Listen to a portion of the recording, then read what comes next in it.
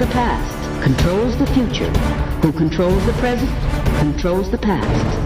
The death of bin Laden marks the most significant achievement to date in our nation's effort to defeat al-Qaeda. All you got to do is start looking around, start thinking for yourself, start investigating things, and you will see it all right there. So you have the power. Humanity has the power. We have the power. Do you want to fight? You better believe you got one. Let us never tolerate outrageous conspiracy theories. As for me, give me liberty or give me death!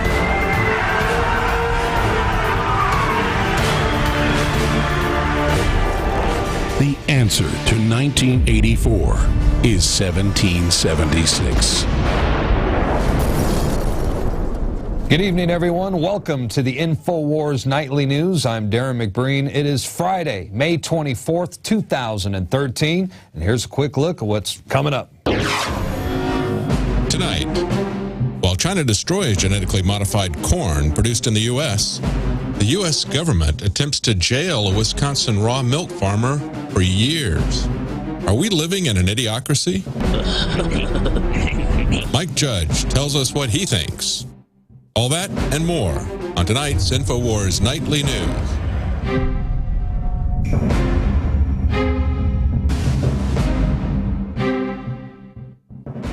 Well, it looks like a loophole in Barack Obama's health care plan makes it very attractive for U.S. employers to hire illegal immigrants, and this instead of hiring legal U.S. citizens. And if it's not fixed before the bill passes, millions of jobs across the country will be filled by illegal aliens. This is yet another incentive by the Obama administration to persuade foreigners to enter the country illegally. The floodgates are wide open. It's amnesty for all. And, you know, according to the immigration reform bill, any illegal immigrant who's been in the U.S. since on or before December 31st, 2011, may apply for provisional status. And within 13 years, they may be granted lawful permanent resident status. And during that 13-year time frame, the illegal immigrant must be employed by a U.S. employer and must be able to provide proof of employment. But wait a minute. I thought it was illegal. I thought it was against the law for a company to hire an illegal immigrant. I mean, you used to get in a lot of trouble for that sort of thing back in the day. But that was then. This is now. And this is now Obama's America. And now, under Obamacare, you know, employers with more than 50 employees are required to either provide health care benefits or pay heavy fines for each worker. Now, here's the catch. During that 13-year time frame, the illegal immigrant is not eligible for federal benefits, and that includes Obamacare. But this, you know, the employer doesn't have to provide health insurance to the immigrant, so obviously they're going to save money by hiring illegal immigrants because they won't have to pay insurance. So there's your loophole, and it's a big one at that. We'll keep you posted as that story develops, but not to fear. Senator John McCain says that he is going to resolve the issue during the amendment process. Yeah, right. I'm not going to hold my breath. Hey, look out. It's airborne. Human transmission of the deadly H7N9 virus is now confirmed. In April of this year, researchers studying the H7N9 bird flu virus in China advised global governments to get prepared for the worst-case scenario. According to the World Health Organization, H7N9 is one of the most lethal influenza strains ever, and it mutates 8 times faster than a normal flu virus with a death-to-infection ratio of about 25%. The Sun China Morning Post is reporting that researchers have confirmed that not only can the virus be transmitted from one human to another, but now it's gone airborne. And we know that pandemics have been responsible for the deaths of hundreds of millions of people throughout history, and once they start, they are very hard to control. Meanwhile, the threat exists right here in the United States that a deadly disease will escape one of the many biodefense labs scattered throughout the country. In fact, according to the CDC, there is a 70% chance that a deadly virus will eventually get out.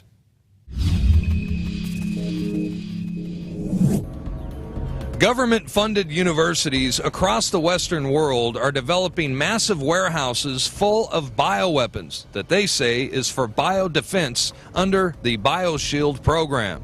Airborne Ebola, smallpox, bubonic plague, bird flu, and the H1N1 superbug are being weaponized and kept in moderately secured facilities like at the Galveston National Laboratory on the campus of the University of Texas. Now, this may be one of the biggest threats we now face, as the risk of a deadly virus escaping one of these laboratories and starting a global pandemic, well, it is a clear and present danger.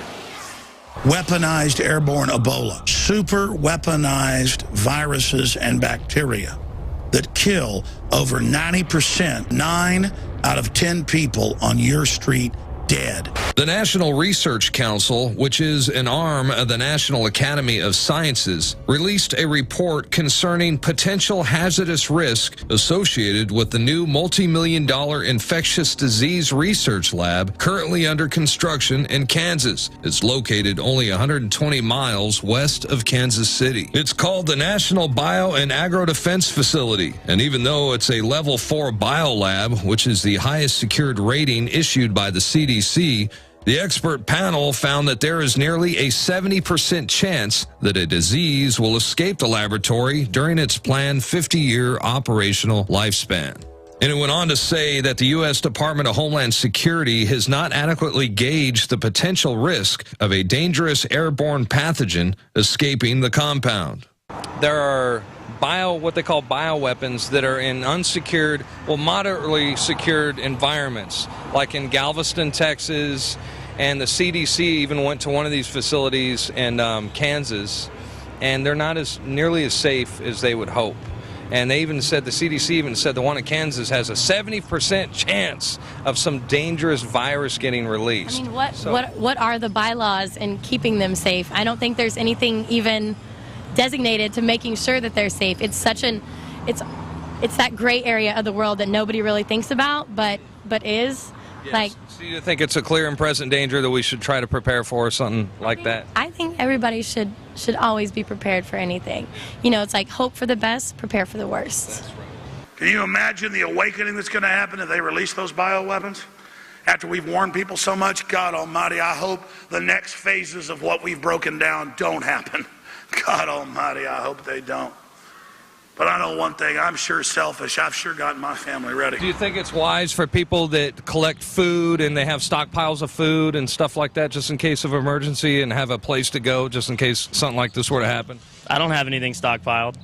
I'm all about having weapons. I'm all about getting as much ammunition as you can getting it, because everybody's going to get crazy. They're going to want to get their hands on whatever sources are available: food, water, natural resources, anything to keep the normalcy of life continuing. That's why I'm out here on the streets. I want to learn some street smarts, and if it goes down, then I want to be able to find your way around. Yeah. Now, let me tell you something. Once something like that goes down, the people in the high-rise apartments and stuff, they're not going to know what to do. It's the people with street smarts who are going to They won't be able to survive. Just making sure that you have the resources that you need, because when the world gets chaotic, everybody loses their minds. Let me put this in layman terms. A level 4 bioweapons lab should be 3 floors under the ground, barbed wire fences, minefields, and machine guns, and a system that if the super germs get out, they pull a lever, alarms go off, and the whole place goes up in flames. But instead, the global elite are storing it in level 2 facilities like the University of Texas at Galveston, behind a glass door with a swipe card, right there in Petri dishes. And they're doing this so that when they release it to massively reduce population, they can claim it was an accident.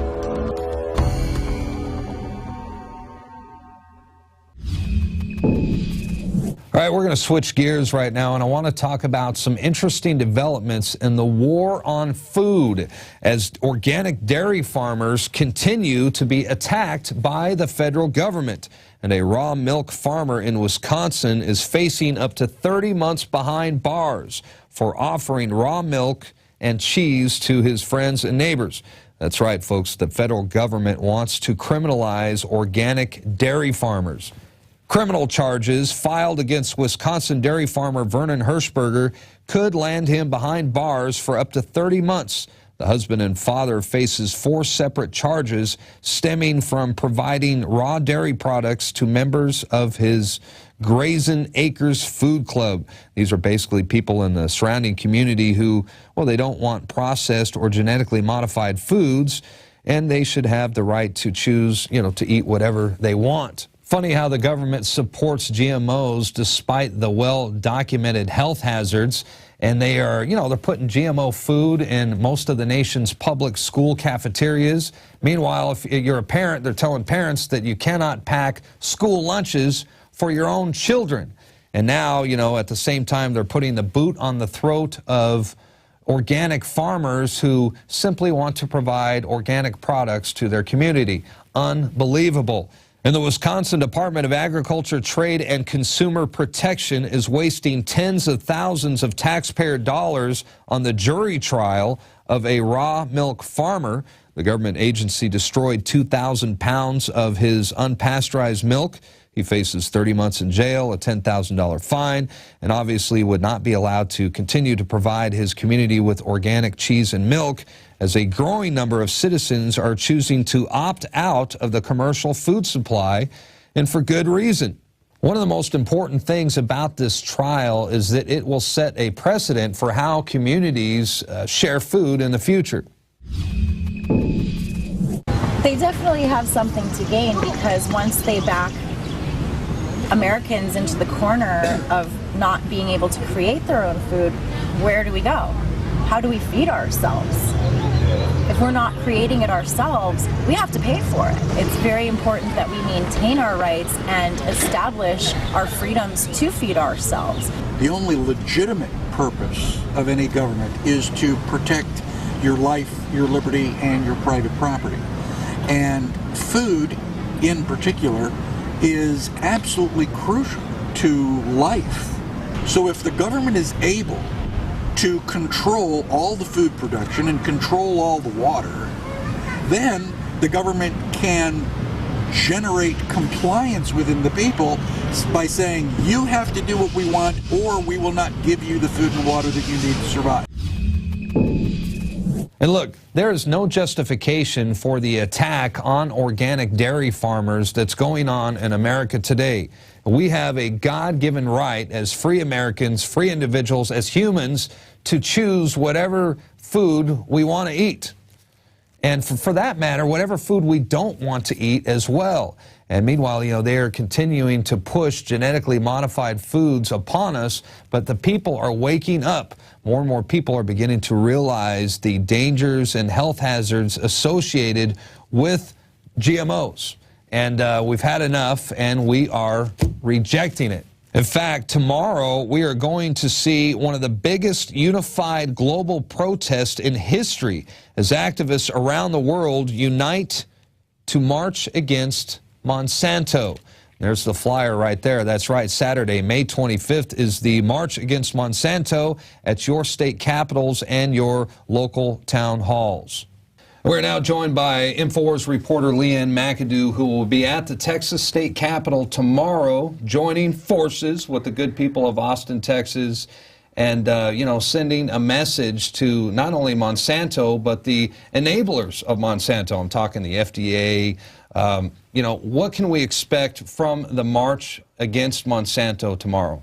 Well, it's true. People all around the globe are fed up, and so 36 countries are holding this March Against Monsanto. Pretty much every state in America is going to be having their own rally. So tomorrow at Austin, I know about 4,000 people have RSVP'd to attend this event. It's going to be huge. And aren't you going to be streaming live? from the event? Yes. Actually, if you aren't able to make it to the event, I will be streaming live on Ustream at the Alex Jones Live channel. And I'm going to be dressed as my favorite Frankenfood. Which is what? Is that like a cross, like a salmon and a banana? Yeah, or? I'm definitely probably going to go with a banana fish. A banana fish. Yeah. Oh, all right. Well, that sounds good. Well, look, there's definitely a revolving door when it comes to like the FDA, which is supposed to make our food safer. It is supposed to be safer for the population, but it is controlled by Monsanto executives. Exactly. So we want to get that word out to everyone as well. I understand how many, you said there's like 4,000 people that have already reserved. All right, so look it up, folks. Okay. It's the March Against Monsanto. What's the website? Well, you can go to, it's probably easier to Google March Against Monsanto, and then it'll pull right up. There is an entire page there that shows all of the countries, all of the states that you can go to. So in the United States, it's probably going to be at either the local town halls or the state capitals, correct? Exactly. Wherever we can, have the voices be heard by the people high up, Okay. We're letting them know we're coming for them. Well, there's a good chance that it'll be in your neighborhood and or at your local town hall, so definitely look it up. There's also a good chance that the listeners out there, the people watching this, they probably ate something today that was contaminated by chemicals or Monsanto food or GMOs that wasn't labeled. Exactly. So they have a reason to be pissed off, and they should get out there and support this. Exactly.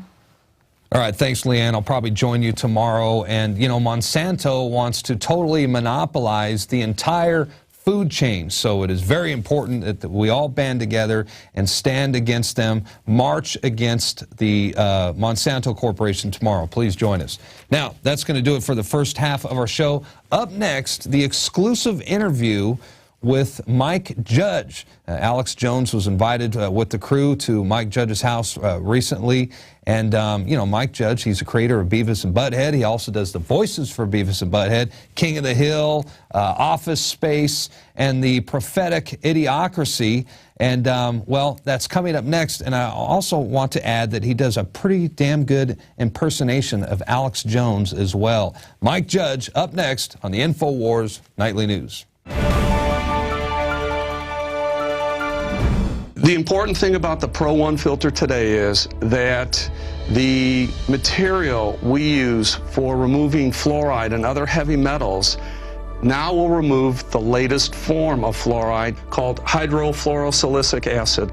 There's no other fluoride reduction filter out there that will remove that type of fluoride. And it's extremely important because today we're hearing more and more cities are using that form of fluoride. We've been having medication forced on us through the water system for quite a while. Most people don't realize it. Most people don't realize the negative effects of fluoride. There's a wide range of health effects that are attributed to fluoride.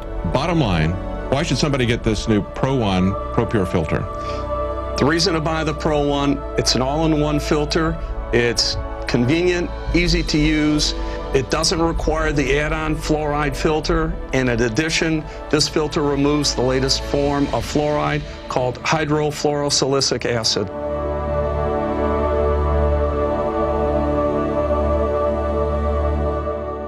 I'm Darren McBreen, and these are some of the new items that are available now at InfoWarsShop.com. Alert the public to Obama's blatant abuse of power with the new Obama t-shirt. Obama's Joker face on the front and come and take it on the back. It's time to publicly call him out for what he is, a tyrant. Defend the Second Amendment with our top seller Come and Take It t-shirts. And look at that, women's cut tank tops and t-shirts now available. Nice hat. Plus the Don't Tread on Me flag. And now you can become a micro distributor of the Infowars magazine. Plus, get your own copy delivered right to your door each and every month. And if you're tired like I am of you and your family being exposed to polluted drinking water, get the Pro One high performance water filter. It gets rid of all pathogenic bacteria, cyst, fluoride, heavy metals, and numerous other contaminants. So join the revolution at InfoWarsShop.com.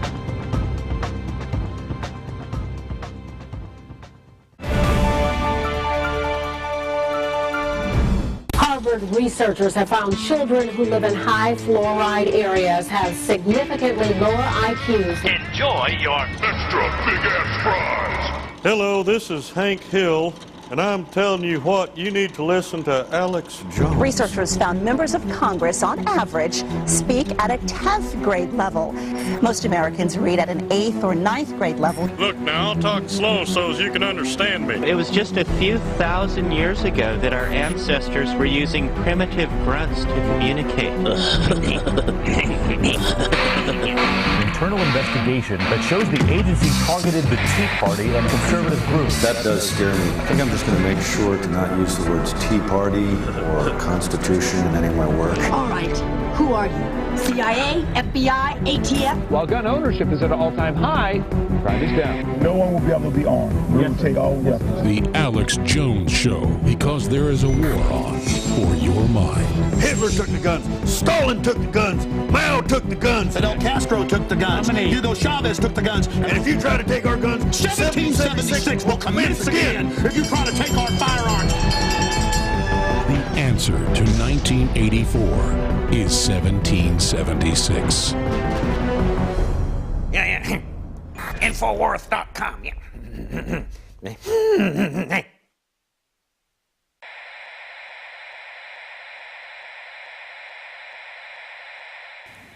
Judge, what is the secret of the universe?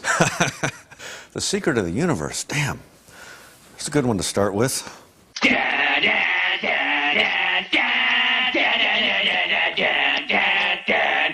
Breakfast tacos. Well, I'm counting 37 health violations. I don't have an answer.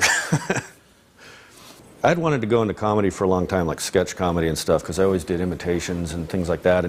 But anytime I'd try to pair up with someone, because you need other people to do that. You can't do that by yourself. And I had a friend in high school, just like brilliant, like funny guy, and I'd go, okay, just do that imitation of James Sanchez that you do, and we'll do. And he's like, oh, but no one knows who he is, and I said, it doesn't matter, it's funny, you know. And so yeah, I was trying to do stuff that would just like make my friends laugh, making like my brother laugh, my friend, that kind of stuff is how I was thinking of it. And I always had a hunch that that would work. And then do you think you influenced South Park? I think so. I mean, Trey and Matt have said that, and they've been really nice about that. I mean, yeah. I mean, I think that's just genius. All the stuff they do, you know. Stupid Toilet Safety Administration! Shoes off! Belts off! Sharp objects go in the plastic tray! This is inhumane. Shut up, sir. I wanted to do animation since I was a little kid. I mean, I didn't think of it as a career so much as just something, because that wasn't ever described as, I mean, my mom especially, it was all about, you know, science. That's where it's at, which I was kind of good at math and science, so, but animation was my burning desire. I actually kind of hit a fork in the road when I was, I don't remember how old I was. I'd saved up money from a summer job, and I had a paper out, and I was going to either buy like a 16mm camera that's single framed, or I was going to buy, then I decided, okay, I could buy a bass, an electric bass, and then I started looking at the price of film and was like, you know what, that's just not possible, and the bass was going to give me a social life if I could be in a band or something, so.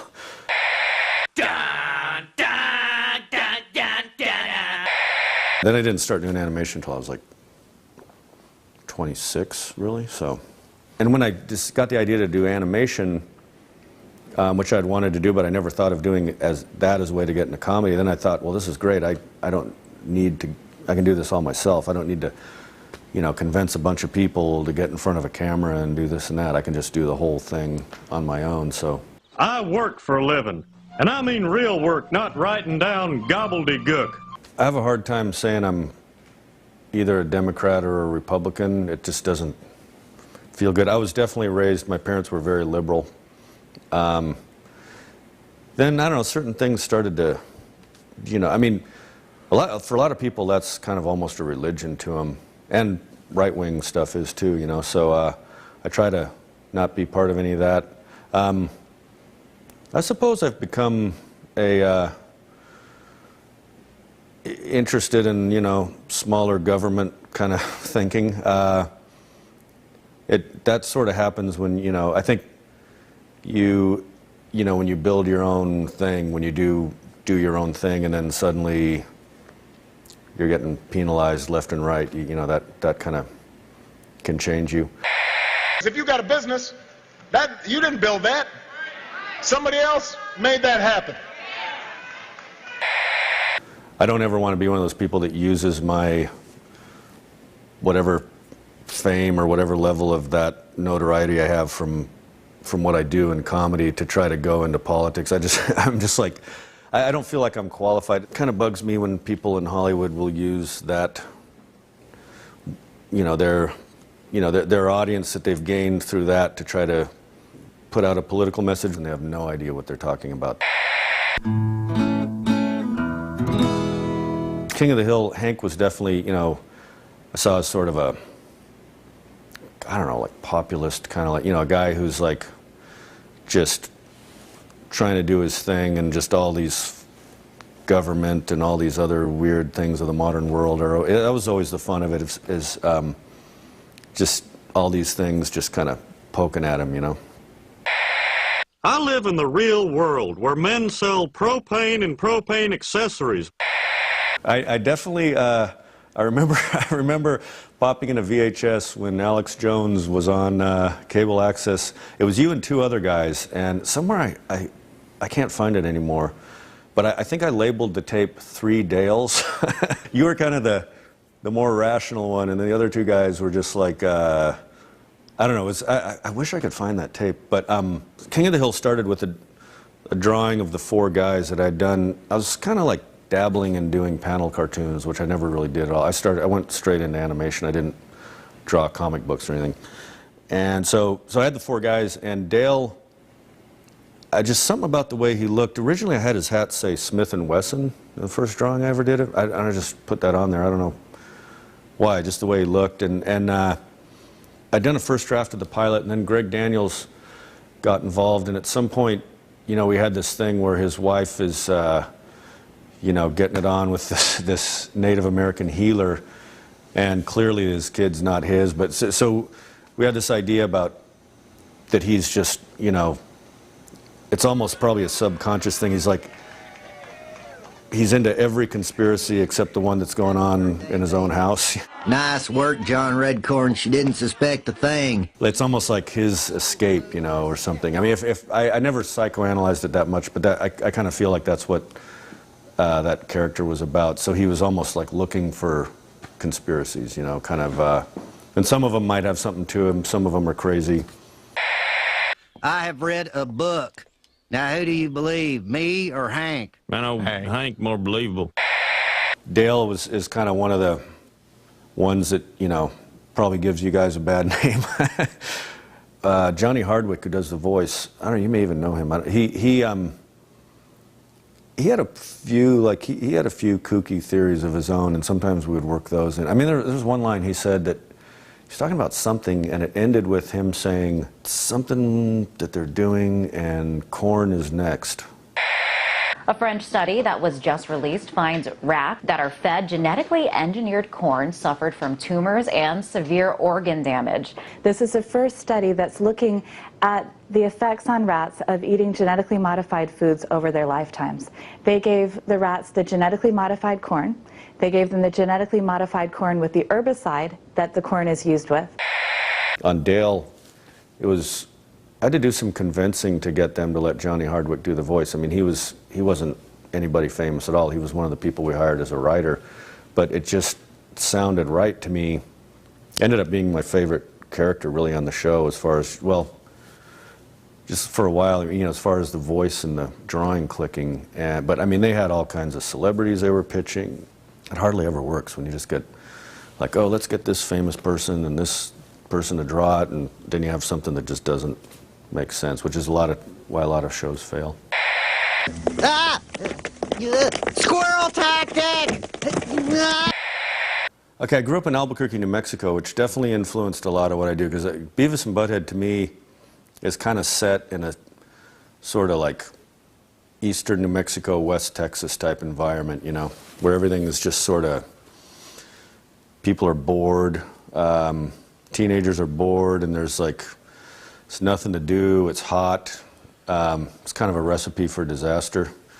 And so that was definitely an influence on Beavis and Butthead. Although, you know, I don't think I've ever told this story, but so my grandfather on my mom's side lived with us, and he died when I was, I think, in junior high, and like 76, whatever. And he, we found out he had a 16 millimeter Bolex camera that was there, and I was like, wow, okay, there's a camera in this house. And so I waited like a good 2 or 3 months before I, you know, after he passed away, to say, hey, could I borrow Granddad's camera maybe? And she said no. And then like I waited another 6 months, and no. Waited like a year, no. So that's when I thought, well, okay, maybe I'm just going to buy one. And then I looked into how much they cost and just couldn't pull it together. Years later, when I was, like I said, like 26, and I got the idea again to try doing animation, I ended up buying the same exact camera, because it turns out that's the perfect camera to single frame and shoot animation on. And finished my first animated short, first couple, ended up getting them on like Comedy Central and stuff. Sent a tape to my mom, and she said, oh, that's interesting, you know, you probably don't remember, your grandfather had a Bolex camera. I'll see if I can find it. I was like, no, I remember. I was like drooling over the idea of just being able to get my hands on it, you know, but it all worked out. But yeah, it was kind of, in a way, it was probably good, because it kind of, by the time I was able to actually do it, it had been a fantasy. It sounds weird, but it was like a fantasy of mine for so long to do animation.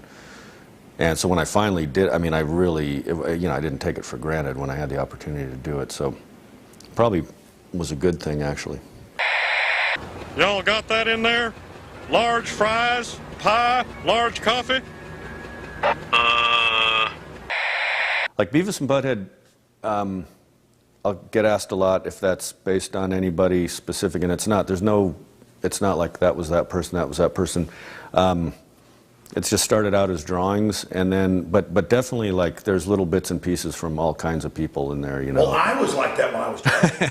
A lot of us were, yeah. I mean, it's a little bit of his, like, me and my brother, but not, I mean, we weren't, you know, we got good grades, and but some of these people are really intelligent too. There was a guy he's now a professor, I won't say his name, but he's one of these guys, like I would see him in the hallway. I think this is, the laugh, I don't even know, the laugh came from, I had just written down ha ha ha on kind of on the, it started out as a storyboard. It was the first time I'd animated something where usually I would start with the voice and then do the drawing. This one I started with the drawing, and I didn't know what they would sound like, and I just drawn ha ha ha on there.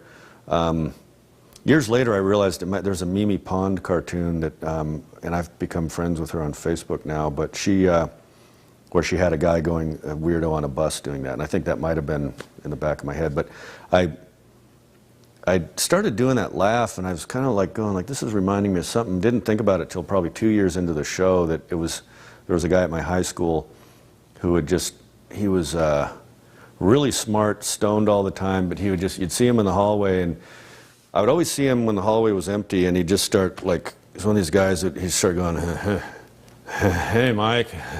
He just always had this laugh. It was different than Butthead laugh, but it was that thing of just kind of, how's it going? And so when I would do the voice, I would just kind of do the, and I would be doing it sort of to get into character, to get the voice sounding right, and then I'd go, well, that kind of sounds funny that he's just laughing all the time anyway. And then I realized later it was probably in the back of my head because of this guy who used to just kind of talk like that. But there's a lot of that, little bits and pieces of people. There's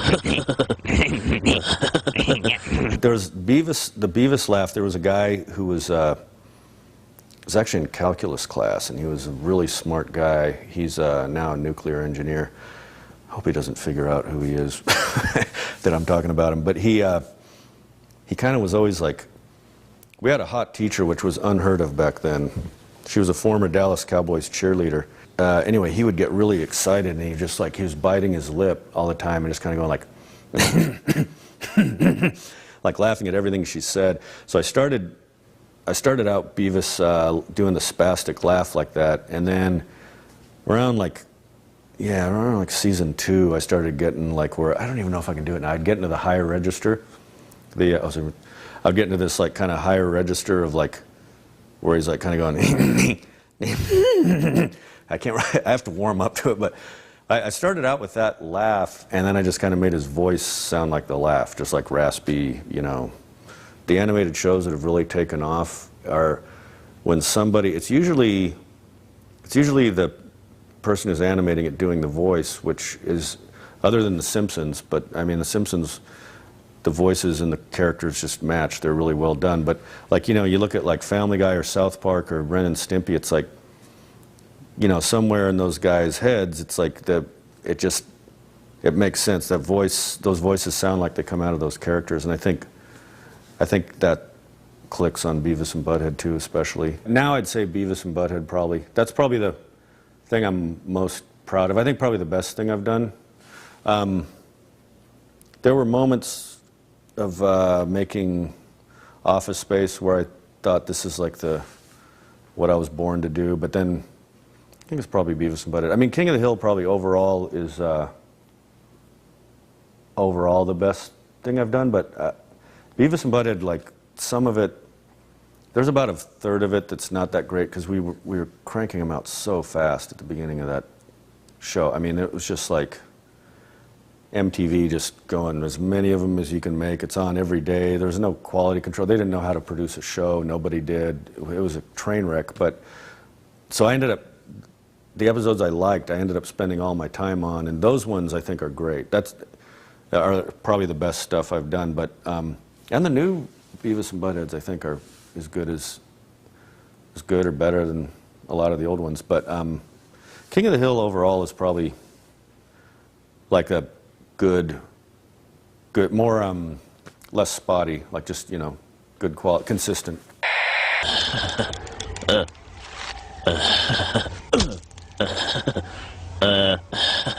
Now it's extinct.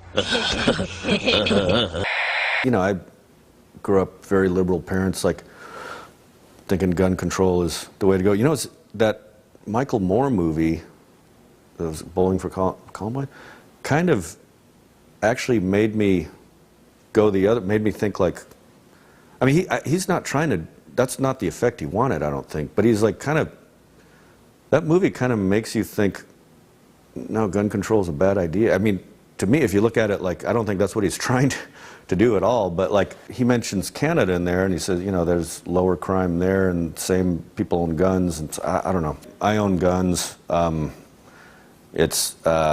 I think if you look at it statistically, you actually are safer. I got me a couple AKs, some sawed-offs, 25 9mm, and a couple of ground-to-airs. I got a fort up in the hills virtually impenetrable, and enough supplies to outlast a 30-year standoff. I know this because, okay, so 1993, Beavis and Butthead, the series came out, and gun crimes have gone down since since Beavis and Butthead came out. What's interesting is that nobody talks about, no one wants statistics. I actually took graduate probability and statistics classes. That was what I was going to become, a math teacher before all this Beavis stuff happened. But when I was getting blamed for all this like downfall of youth, that whole time crime was going down in almost every category from the time. I mean, if you really wanted to make a correlation, you could say Beavis and Butthead is saving the world, but that's stupid. That really doesn't make any sense. But it makes more sense than saying this particular thing happened and this particular thing happened. You know, but really, like statistically, there's no correlation. All right, who are you? CIA, FBI, ATF? Yeah, there's that map where it's just like almost county by county where gun control, it's not doing any good. It's like there's higher crime rates where there's gun control, lower where there isn't. I mean, it's just like county by county. I mean, you can't, I think because I have this science background, you look at that and you go, it's kind of ridiculous. As much as, those bumper stickers might have been run into the ground, I mean, it's true. It's like, I would be all for it if it was effective, but I haven't seen anything that shows it's effective, Well, Mao said political power grows out of the barrel of a gun. What does Hank Hill say about disarming people? It is the right of all Americans, as Cotton has taught me, to own a gun, even though I'm not so good at shooting them. A Japanese machine gun blew my shins off in WW2. I loved it. I was like, it's good to see somebody yelling at Piers Morgan. You accuse me of attacking the Second Amendment of the Constitution. I want to get people off pills that the insert says will make you commit suicide and kill people. Alex, let's get about the Second Amendment. I want to blame the real culprit. Suicide pills. Mass murder pills. Okay, let me ask you one question. It was interesting, though, the way it seemed to be spun on all these websites. There's all these websites now that have a bunch of hipsters on them who will just kind of play a clip and grin and chuckle about it. And that's how I saw it. I can't remember what it was on. I was thinking, hey, right on, Alex, go for it. Well, and everything you were saying was true, too. I mean, the clip that I saw. Because you were talking about, Hitler took the guns, Stalin took the guns, Mao took the guns, Fidel. And if you try to take our guns, 1776 will commence again. If you try to take our firearms, doesn't matter how many lemmings you get out there on the street begging for them to have their guns taken. We will not relinquish them. Do you understand? Something like that. I used to do you really well. I can't it was the what was the water filter commercial you used to do, or it's been a while. You think I'd have it down now, though. I was just hanging out with you last night. Look at these headlines. IRS targeted Tea Party groups for scrutiny, searching words like patriot, Tea Party. That does scare me. I think I'm just going to make sure to not use the words Tea Party or Constitution in any of my work. That's pretty evil. I won't, they're calling it the constitutional restrictions or whatever they referred to it as. That actually is scary. That's going to make me listen to some more Alex Jones. Come on, I want to see it. Yeah, come on, Stuart, do it.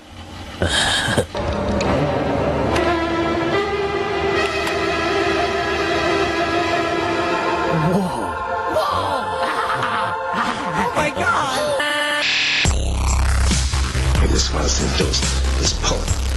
Let me watch the building collapse.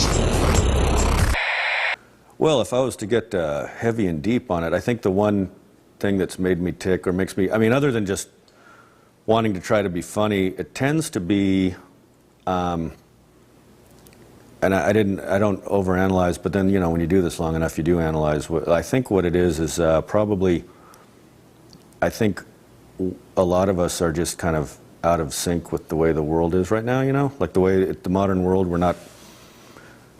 not prepared for it all the time, and there's a lot of stuff that's messed up about it, and I think that's where a lot of my comedy comes from. It's like things that, anything from being stuck in a cubicle to being stuck in classrooms that you don't belong in, those kind of things. I think that I get a lot of material out of that. I gotta get out of here. I think I'm gonna lose it. Uh-oh. Sounds like somebody's got a case of the Mondays. When I started doing animation, I wasn't trying to get rich. I wasn't trying to get, it did not seem like I could get rich off that. I thought, I really it's just like a desire to just express something that's hard to describe, and if I could describe it, I would probably be more of just a flat-out writer or something like that, and so a lot of the stuff is like, it's always very hard to describe Beavis and Butthead to people who just ask if they haven't seen it.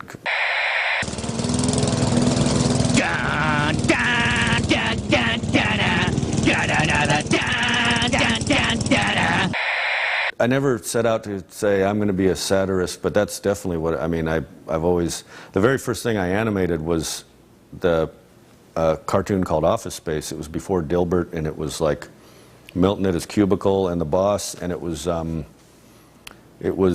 I wanted to do just a series of office characters because, you know, when I grew up, it was a little, like, I'm 50, so like an office job was considered a good job. Like, it's like, oh good, you don't have to work construction, okay. And then when I first got in an office, I had a temp job before I was an engineer, and I was just like going, God, this is torture. I mean, there's a woman answering the phone the same way next to me all day long. I'm alphabetizing in my sleep. I'm just like... Corporate accounts payable, Nina speaking. Just a moment. Corporate accounts payable, Nina speaking. Just a moment. And then that kind of sick feeling of like, oh, all these years of thinking, this is a good job and this is what it is. Oh my God, what's going to happen to me, you know? Next Friday is Hawaiian Shirt Day. So, you know, if you want to, go ahead and wear it. Especially back then, when I started out, a lot of what Hollywood was putting out just was really not in touch with the way most Americans feel. It was very like, coming from, I mean, most people in Hollywood, honestly, that I mean, still are like from pretty wealthy families usually, and don't seem to have ever had to really, you know, come up from the bottom and struggle. I think it's still that way. But so I think a lot of it was like when I started doing this stuff, you know, about cubicle life, was like just to kind of say, hey, has anyone else felt like this when they're stuck in a cubicle, you know, and has anyone else noticed that sometimes teenagers look really deranged and stupid, you know? It's that kind of thing of like wanting to kind of point something out that maybe no one else has pointed out. That's a lot of it, I think. When I did that first Office Space cartoon, which was just a 2-minute homemade crappy little short, I mailed out VHS tapes of that, just called information, and I got so many calls, and I think a lot of people saw it as something very fresh and different, you know. I used to have my own stapler too, and then when I moved back, they made me give back my stapler, but Bill told me I'm supposed to have a stapler, so until I'm told different, I'm just going to take a stapler. And if they make me give it back, I'll set the building on fire. Oh, hello, Milton. What's happening? I'm going to need you to go ahead and move your desk again. So, if you could go ahead and just get it as far back into that corner as possible, that'd be terrific. So, Idiocracy, I had the idea for it. Actually, when I was writing the Beavis and Butthead movie, was just kind of the seed of the idea. When I was thinking about just the way evolution works and thinking like, well, wait, there's no predators now. So it started with that, but then I was actually in line with my daughters, I think it was in 2001, at Disneyland at the Teacups ride. And you know, it was in the summer, and my daughters were little at the time, and along comes a woman, like, there's a woman behind me who had an altercation with this other woman, and they both have their kids in strollers, and they just start going off, kick your ass, and I'm like, my kids, and like thinking, this isn't what Disney had in mind here, you know, and this was in 2001, so it was the summer right before September 11th. So I was also thinking, you know, what if the movie 2001, instead of being this, you know, the monolith and everything being pristine and advanced, what if it was like the Jerry Springer Show and giant Walmarts? What if that had been that movie 2001? So I kind of was thinking, like, just take that chart from when that was made to now and project it out and just like see where that would go. And the years passed, and mankind became stupider at a frightening rate. So Fox, I still owed them, part of my overall deal was to write 2 movies for them. So I'd done Office Space. And in order to do something else for anybody else, I needed to burn that one off. And I kind of thought no one would make it. I thought it'd just be fun to write. I'd just start from there, you know. This was like, it was making me laugh. After the Disneyland experience, I just started writing stuff down and ended up co-writing, getting someone to work with me, this guy Eitan Cohen, and we got through a first draft pretty quickly and gave it to Fox, and then no one kind of wanted to make it, and I was like, well, okay, well, wasn't going to be a huge budget, but it was going to be something. It was going to cost, you know, $23 million or something. And it just sat there, and I'm trying to remember how. And then Luke Wilson wanted to do it, and I was like, okay. Then I started to see it again. Then I went back and rewrote it, kind of with him in mind, and just rewrote it because it needed to be better anyway. And we had in the script this whole thing about the Starbucks, and because I remember actually driving on I-35. It was like something tan. It was a tanning salon. It said exotic tan for men, and I had no idea that tanning salons had turned into, you know, hand job places or whatever it was. And so I was just talking to friends of mine and going, wow, I wonder what's next. I mean, is it going to be like Starbucks or what? And so we had that in the script, and when it was in pre-production, I was, you know, and they run it by legal, and I'm going, man, I don't know how I'm going to come up with something better than the Starbucks thing, because it's not funny if it's not a known place, you know. And so legal, an interesting thing happened. I mean, I don't know how this happened, but they said, well, they said no, and then they said, well, you know, I just said, so what, can it be satire? And they said, well, what would help us is if you didn't just pick on them, if it was a bunch of companies. I was like, okay. So then that's how we ended up with that whole red light district in there in the movie, where it's like, I think it's like H&R Block, adult tax return with release, and like there's like a Pollo Loco or Pollo Borracho adult chicken. I don't know. And then we just did everything. Costco. I don't know what happened. At some point, I'm sure somebody got really flipped out, but I was shielded from all that. A similar thing happened on Office Space, but Idiocracy, I've been getting so much love for it, like in the last 2 years. What you're saying is that you want us to put water on the crops. Yes. Water? Like out the toilet? Well, I mean, it doesn't have to be out of the toilet, but yeah, that's the idea. Yeah, I think a lot of the stuff that's in there maybe is starting to happen, you know, now instead of 500 years from now when it's set. And that's Secretary of Education. It's kind of stupid, but his President Camacho's stepbrother still does a pretty good job, eh? It was supposed to take place during a drought. It was the rainiest summer ever in Austin. We were just having to kill grass everywhere in the background. But they didn't really give it a release. There was a contractual obligation. They had to put it in like 12 theaters, and that's all they did, I think. In fact, if you called Movie Phone, they didn't even, it was listed under Untitled Mike Judge Project. They didn't even bother. It went straight from what it was on the contract to Movie Phone. They didn't even put Idiocracy in there. Dwayne Elizondo Camacho, 5-time Ultimate SmackDown champion, porn superstar, and President of the United States, had called a special summit with the smartest man in the world. So you smart, huh? You know, no. I thought your head would be bigger. Could look like a peanut. Let's get you sworn in. Well, I do know what they told me, and I finished the movie at least like, I want to say like 9 months before it came out. It was in the can. I'd finished the mix. I'd turned the whole thing in. What they told me was it didn't test very well, which a lot of movies don't. You know, Office Space didn't. Whoa. I think I just figured something out, Beavis. What? This sucks. Yeah, it really sucks. This sucks more than anything that has ever sucked before. The way movie testing works, they have these sheets, and it says excellent, very good, good, fair, and poor. For it to count at all, it has to be excellent or very good, I think. So if they say good, that's just a 0 for you. So a lot of people, if it's a weird movie, they'll go, oh, it was good. They won't say very good. You know, so we would get like a 70% very good and excellent, which that's considered a horrible score. I'm fixing to commensurate this trial here. We gonna see if we can come up with a verdict up in here. Now, why you think you done it? Okay, number one, Your Honor. Just look at him.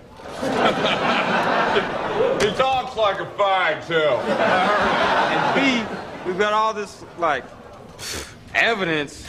This is what I remember. They said, look, you know, it didn't test well. We can't. They made some horrible trailers for it, and I was glad they didn't put those out because they weren't very good.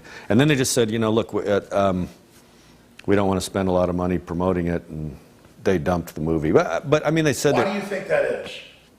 When it came out, it got a lot. It almost.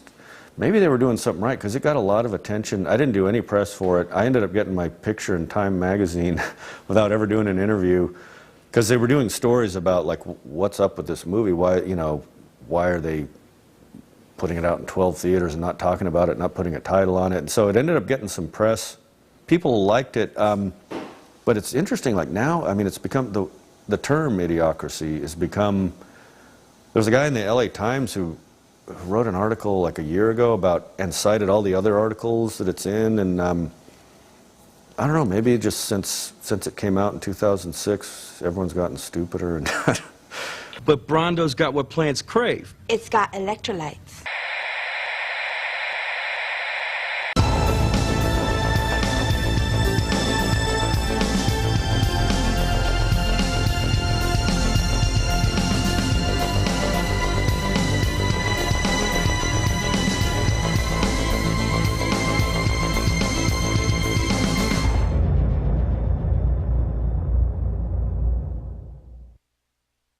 Visit Infowars.com and PrisonPlanet.com. When you're on the sites, you can also tune in 24 hours a day to my daily radio broadcast. There's also a free iPhone app to listen to the syndicated radio show when and where you want.